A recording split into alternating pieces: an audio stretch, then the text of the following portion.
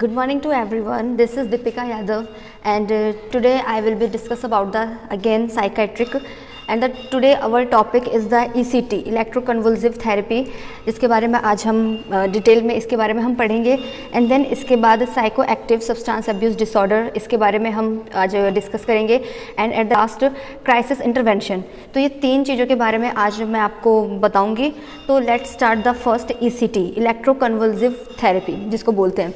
तो देखो जो ECT है उसको मतलब डिस्कवरी जो उसकी हुई थी वो कब हुई थी? 1938 में हुई थी बाय द यूगो एंड लुसिनो बिनी इनके थ्रू. अगर हम बात करें डेफिनेशन की कि जो डेफिनेशन क्या है, तो ये जो ECT होती है ये एक पेनलेस मैकेनिकल थेरेपी होती है जिसमें इलेक्ट्रिक करंट फ्लो किया जाता है with the help of the electrodes. And जो ये इलेक्ट्रोड्स होते हैं इनको हम किस तरह से प्लेस करते हैं? बाय टेम्पोरल रीजन्स इसके through to produce the convulsions. अब इसमें जो ECT होती है उसकी टेक्निक्स होती है. टेक्निक्स की बात करें तो direct ECT and indirect ECT, ये दो टेक्निक्स होती हैं. डायरेक्ट ECT देखो, डायरेक्ट ECT में क्या होता है कि 4 से 6 घंटे भूखा रहना होता है, कुछ खाना नहीं होता है, nothing by mouth 4 to 6 hours. And then उसके बाद एट्रोपिन सल्फेट दिया जाता है. किस लिए? वो सीक्रिएशन को रोकती है. कौन? एट्रोपिन सल्फेट, वो दिया जाता है. एंड देन उसके बाद ECT हम कर देते हैं, ECT प्रोवाइड करते हैं पेशेंट को. ये तो थी हमारी डायरेक्ट ECT जिसमें सिर्फ तीन ही स्टेप्स हैं. NBM 4 to 6 hours and then atropine sulphate to decrease the secretion and then ECT provide. ये तो था हमारा डायरेक्ट. अब इसके बाद डायरेक्ट ये पहले यूज़ करी जाती थी, बट अब आज के टाइम पे इस टाइम पे हम डायरेक्ट ECT को यूज़ नहीं करते हैं, इनडायरेक्ट ECT यूज़ करी जाती है. इनडायरेक्ट ECT का दूसरा नाम है मॉडिफाइड ECT, जिसको हम आज यूज़ किया जाता है. इसमें भी NBM nothing by mouth 4 to 6 hours, खाली पेट रहना है, कुछ नहीं खाना है. उसके बाद atropine sulphate to decrease the secretion. And then इसके बाद हम सोडियम पेंटोथल देते हैं. ठीक है, एनेस्थेटिक एजेंट होता है ये. एंड देन इसके बाद हम मसल रिलैक्सेंट देते हैं, सक्सिनिल कोलिन. मसल रिलैक्सेंट क्यों? क्योंकि ड्यूरिंग द ECT फ्रैक्चर होने के चांसेस होते हैं, इसलिए मसल रिलैक्सेंट देते हैं जिसका नाम है सक्सिनिल कोलिन. एंड देन इसके बाद हम O2 देते हैं, ऑक्सीजन देते हैं ताकि हाइपोक्सिया एमनेजिया की कंडीशन को मतलब हम रिड्यूस कर सकें, इसलिए हम O2 भी प्रोवाइड करते हैं. एंड देन उसके बाद हम ECT देते हैं. तो ये थी हमारी इनडायरेक्ट. क्या था? NBM 4 to 6 hours, atropine sulphate, sodium pentothal anaesthetic agent. And then इसके बाद succinyl choline, muscle relaxant. And then provide the O2 and then taking उसके बाद हम ECT प्रोवाइड करेंगे उसके बाद, ये सारे प्रोसीजर के बाद. तो इसी को हम बोलते हैं इनडायरेक्ट और मॉडिफाइड ECT. अब इसके बाद हम बात करें तो ये देखो स्क्रीन पे पूरा मॉडिफाइड ECT का ये है इधर, ये इसमें पूरा ये देखो NBM पूरा एरो करके इसमें लिखा हुआ है, ये मॉडिफाइड ECT का था. इसके बाद देखो करंट यूज्ड, स्क्रीन पे आपको दिख रहा है करंट यूज्ड इन ECT. कितना करंट यूज़ किया जाता है? तो 70 to 130 वोल्ट यूज़ किया जाता है. एंड जो एग्जैक्ट है वो है 110 वोल्ट. अगर बात हम इसकी मिली एम्पियर में करें तो 200 to 1600 milli ampere and exact is 800 milli ampere. Time duration जो देखो ECT की जो टाइम ड्यूरेशन होती है वो होती है 0.5 to 1 सेकेंड. ये इसकी टाइमिंग है. इतने टाइम के लिए ही हमें ECT प्रोवाइड करनी होती है पेशेंट को. Placement of electrodes by temporal region. Okay, दोनों ये हेड में बाय टेम्पोरल रीजन. इसके बाद आते हैं इंडिकेशन ऑफ ECT. अगर हम बात देखो इंडिकेशन में क्या है? इंडिकेशन मतलब कि किन को ECT देने की जरूरत पड़ रही है, किन पेशेंट्स को हम ECT दे रहे हैं, प्रोवाइड कर रहे हैं. तो सबसे जो मोस्ट इम्पॉर्टेंट है वो इसमें ये आता है कि सुसाइडल टेंडेंसी, जिनके मतलब जो पेशेंट होते हैं जिनके अंदर ना सुसाइड करने का थॉट्स आते हैं, हम उनमें प्रोवाइड करते हैं इसको ECT को. इसके बाद साइकोटिक डिप्रेशन, न्यूरोटिक डिप्रेशन में नहीं देते हैं, साइकोटिक डिप्रेशन में देते हैं. बायपोलर अफेक्टिव डिसऑर्डर यानी कि मेनिया में देते हैं. सीजोफ्रेनिया में देते हैं. सीजोफ्रेनिया में भी सिंपल और हैबीफ्रेनिक सीजोफ्रेनिया में ECT का मतलब कोई असर नहीं होता है, इफेक्टिव नहीं होती है. सिंपल और हैबीफ्रेनिक में ECT का कोई इफेक्ट नहीं होता है. हैबीफ्रेनिक में जिसमें क्या होता है कि जो पर्सन होता है 40 to 45 एज पर्सन होता है, वो वापस क्या है, वो चाइल्डहुड में ऐसे पहुँच जाता है, वो बच्चों जैसी हरकतें करता है, उसको बोलते हैं हैबीफ्रेनिक सीजोफ्रेनिया. तो इसमें ECT इफेक्टिव नहीं होती है. इसके बाद है पोस्टपार्टम डिप्रेशन, पोस्टपार्टम साइकोसिस, एक्यूट साइकोटिक ट्रीटमेंट. ठीक है, ये सारे हैं इसके अंदर. अब हम बात करते हैं कॉन्ट्राइंडिकेशन. ये स्क्रीन पे है कॉन्ट्राइंडिकेशंस. कहाँ कहाँ पे मतलब ऐसा है कि जहाँ पे हम ECT नहीं दे सकते हैं पेशेंट को, हम तब नहीं, जैसे एब्सोल्यूट कॉन्ट्राइंडिकेशन की बात करें तो इंक्रीज्ड ICP इंट्राक्रेनल प्रेशर इंक्रीज है ड्यू टू ब्रेन ट्यूमर या फिर हैमरेज के थ्रू, तो इसमें भी ये मतलब कॉन्ट्राइंडिकेटेड है। ऐसी कंडीशन में हमें ECT नहीं देनी है पेशेंट को। एंड रिलेटिव कॉन्ट्राइंडिकेशन की बात करें तो प्रेगनेंसी है फीमेल को, और फ्रैक्चर है पहले से ही, या MI का पेशेंट है, या एपिलेप्सी है पेशेंट को पहले से ही, तो हम ऐसे में भी हम फिर प्रोवाइड नहीं करेंगे ECT पेशेंट को। उसके बाद ECT is not effective in following conditions. पहले ही देखो न्यूरोसिस, इसमें कोई इफेक्टिव नहीं है ECT का। Psycho active substance abuse disorder, इसमें भी ECT का कोई रोल नहीं है। सिंपल हेमिफ्रेनिक सिजोफ्रेनिया, इसमें भी कुछ नहीं है। And neurotic depression, psychotic depression में यूज़ होता है, न्यूरोटिक डिप्रेशन में इसका कोई इफेक्टिव नहीं है ECT के। इसके बाद अगर हम बात करें तो नंबर एंड फ्रिक्वेंसी कितनी होनी चाहिए, तो देखो नंबर क्या है 6 to 12 ECT and 3 in a week, हफ्ते में 3 बार प्रोवाइड करी जाती है पेशेंट को ECT। और ECT का असर कभी भी ना ऐसे तुरंत नहीं आता कि ठीक है अब आज ECT हुई है ना आप सोचो कि कल परसों में इसका असर दिख जाएगा, तो ऐसा कुछ भी नहीं है। आफ्टर 2 to 4 वीक्स अच्छा इफेक्ट देखने को मिलता है ECT के बाद, तो after 2 to 4 weeks, mostly 2 weeks के बाद आपको मतलब असर दिखने लगेगा ECT का पेशेंट पे। अब इसके बाद बात करते हैं कॉम्प्लिकेशन ऑफ ECT। कॉम्प्लिकेशन क्या है, ECT के जो कॉम्प्लिकेशंस हैं वो देखो, पहला क्या है फ्रैक्चर, लंबर वर्टिब्रा डिसलोकेशन हो जाना, retrograde amnesia, confusion, most common complication है ये ECT का, क्या कन्फ्यूज़न, रेट्रोग्रेड एमनेजिया, भूल जाता है, कन्फ्यूज रहता है, एंड हेडेक, ये होता है। अब इसके बाद अगर हम देखो ECT हमने प्रोवाइड करी, बट ECT में नर्सिंग केयर काफ़ी मेन है, तो इसमें नर्सिंग केयर में अगर हम बात करें before ECT, during ECT and after ECT, इसमें हम इन तीनों के बारे में डिटेल में अगर देखेंगे तो बिफोर ECT में जितने भी इन्वेस्टिगेशंस होते हैं, जितने भी टेस्ट होते हैं, वो सारे हमें टेस्ट करने हैं पेशेंट्स के, X-ray, ECG, CBC, blood sugar, serum electrolyte, LFT, RFT, ये सारे हमें मतलब कि करने हैं। और साथ के साथ ये आपको दिख रहा है NBM, वही nothing by mouth 4 to 6 hours, वो भी है। ज्वेलरी रिमूव, कुछ भी ज्वेलरीज हैं वो रिमूव करना है, और नेल पेंट होती है वो रिमूव करनी है, वो लगा के नहीं रखनी है। और हेयर ऑयल, बालों में हेयर बिल्कुल नहीं होना चाहिए, ये सब रिमूव कर देना चाहिए ECT करने से पहले।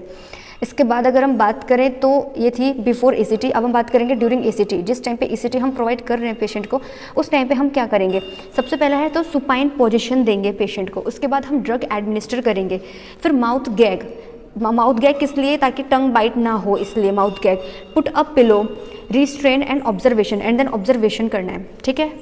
ऑब्जर्वेशन मतलब जैसे ये मॉनिटर करने हैं आपको, रेस्पिरेटरी स्टेटस देखना है, और पेशेंट को सीजर्स तो नहीं होने, फाइन फिंगर मूवमेंट्स चेक करने हैं आपको।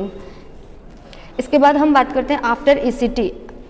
ECT के बाद क्या रोल होता है नर्सेस का, तो वो ये है कि ECT रिकवरी रूम, सबसे पहला है wipe the frothy secretion from the mouth, जो भी उस टाइम पे सीक्रेशन होता है उसको आपको वाइप करना है, साफ़ करना है।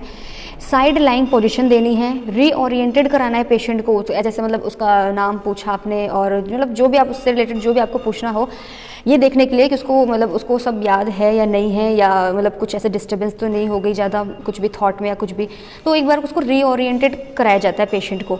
फाइंड आउट इंजरी मार्क, कहीं पे कुछ इंजरी तो नहीं हो गई है ECT के टाइम पे, तो वो देखा जाता है। उसके बाद क्या होता है कि फिर बाथिंग के लिए, फिर पेशेंट को हम बाथिंग के लिए मतलब ऐसे बाथिंग के लिए बोला जाता है कि वो मतलब बात कर सकता है।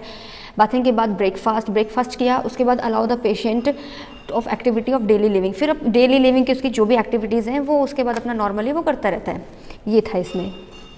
अब इसके बाद अगर हम बात करें टाइप्स ऑफ ECT, अब देखो ECT जो है ना वो है 2 टाइप्स की होती है ECT, यूनिलैटरल एंड बायलैटरल।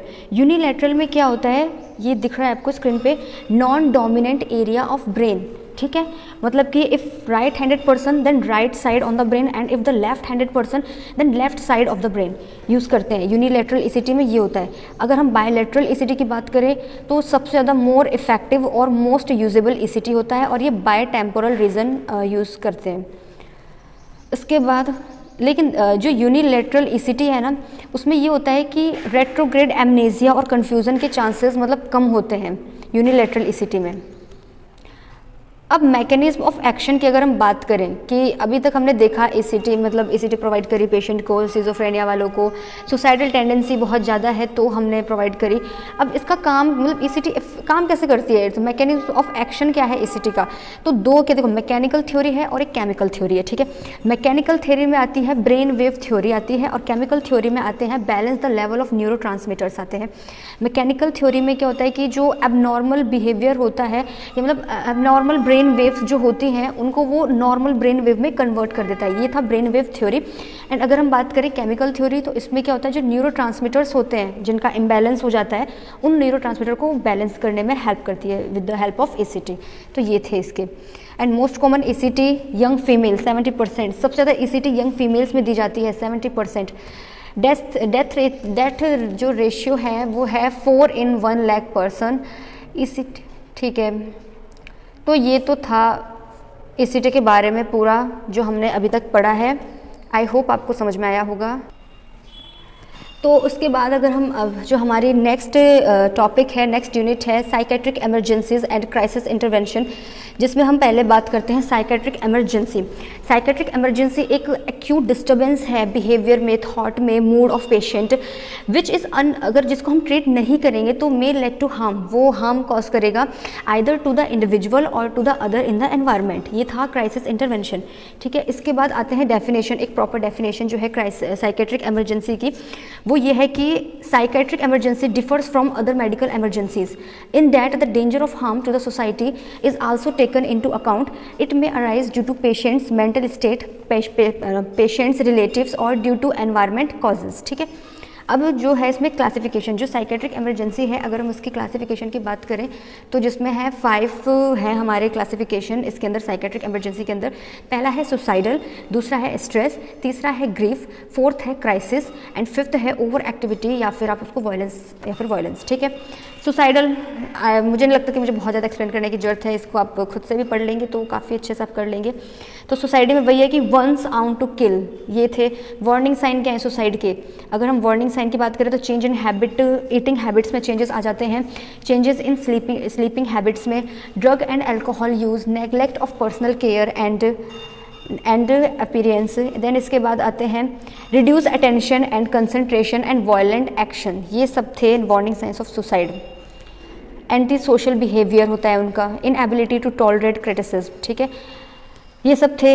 इसके बाद फिर देखो, जैसे अभी हमने देखो सुसाइड के बारे में ऐसे आपको बताया। इसके बाद स्ट्रेस वही जो डेली लाइफ में जो भी पेशेंट है वो स्ट्रेस ले रहा है या किसी और कुछ और बात है जिसकी वजह से मतलब एक माइंड में स्ट्रेस है। तो जो हम अब थर्ड है ग्रीफ हमारा, उसके बारे में हम बात करेंगे कि क्या होता है, कोई भी पर्सन होता है उसका एक रियल लॉस हो जाता है, मतलब कि अपने किसी लव्ड वन को खो देना, एंड देन उस पर वो जो रिएक्शन और एक्सप्रेस करता है उस इमोशंस को हम ग्रीफ बोलते हैं, ठीक है। इसमें क्या होता है, एक साइकेट्रिस्ट होते हैं कुबलर रोज, उन्होंने बताया था इस ग्रीफ के बारे में, और इस ग्रीफ में 5 स्टेप्स इसमें होते हैं जिसको हम ऐसे निमोनिक की तरह अगर बोलें तो डाबडा हम उसको बोलते हैं। डी से डिनाइल होता है जिसका मतलब, ए से एंगर, बी से बार्गनिंग, डी से डिप्रेशन एंड देन उसके बाद ए से एक्सेप्टेंस। मतलब जब कभी भी मान लो आप किसी अपने लव्ड वन को खो देते हो तो सबसे पहला तो क्या है कि डिनाइल, आपको किसी ने कुछ बताया उस बारे में तो आप उसको एक्सेप्ट नहीं करते हो, आप एंड में करते हो, पहले आप डिनाइल ही करते हो कि नहीं ऐसा नहीं हो सकता। उसके बाद एंगर, ऐसा क्यों हुआ मेरे साथ ही, ऐसा क्यों हुआ, हम गुस्सा आता है, हमें गुस्सा दिखाते हैं हम लोग, तो एंगर भी होता है। इसके बाद बार्गनिंग, फिर हम भगवान के सामने मंदिर जाते हैं, प्रे करते हैं कि ऐसा नहीं होना चाहिए, काश ये झूठ हो, ऐसा ना हो, हम बार्गनिंग करते हैं इस तरह से। इसके बाद डिप्रेशन, जब उस पर्सन को पता चलता है कि नहीं ये जो अभी तक वो सुन रहा था, देखा उसने, वो सब सच में सच है, तो उस टाइम पे उसको डिप्रेशन होता है, फील करता है वो डिप्रेशन को। एंड देन लास्ट आता है एक्सेप्टेंस, क्योंकि ये सारी स्टेजेस के बाद एक्सेप्टेंस पर्सन के अंदर आता है कि वो एक्सेप्ट कर लेता है अपनी उस सिचुएशन को और आगे बढ़ जाता है, और उसको अपनी फिर उसी लाइफ में वो जीने लग जाता है और वो खुश रहता है। फिर जो भी कुछ हुआ वो एक टाइम पे फिर उसको एक्सेप्ट कर लेता है कि ठीक है ये तो सबके साथ है, ऐसा होना ही है, कभी किसके साथ कभी किसके साथ, तो ठीक है वो एक्सेप्ट कर लेता है अपनी उस सिचुएशन को। तो ये तो इसके थे ग्रीफ के। अब हम इसके बाद क्राइसिस के बारे में हम थोड़ा बाद में बात करेंगे क्योंकि इसके बारे में आपको मैं डिटेल में बताऊँगी। फिफ्थ है ओवर एक्टिविटी और है वायलेंस, ठीक है। ओवर एक्टिविटी एंड वायलेंस, नाम से आपको पता चल रहा है कि ओवर एक्टिविटी एंड वायलेंस थोड़ा एग्रेसिव टाइप उस टाइप में इसमें रहता है। अब हम जो डिटेल में बात करेंगे वो है हमारा क्राइसिस।